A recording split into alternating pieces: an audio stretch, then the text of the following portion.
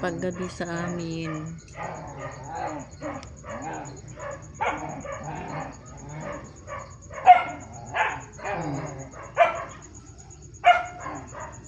Ayun yung asawa ko. Wala kasing internet. Ayan.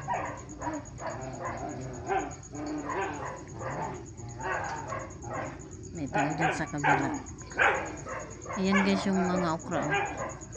Ayan. At saka ayan. Yang maliit. Sa paso yan. Yung sa likod ng kapote na yan. Meron pa dyan okra.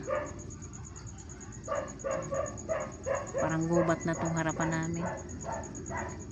Yung iba kasi dyan serpentina, halaman. Tsaka doon sa may lamesa, halaman yun.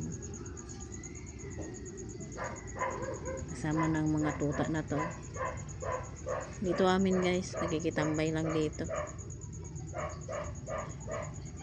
Ayun ang umubos ng pechay ko, yung puhol.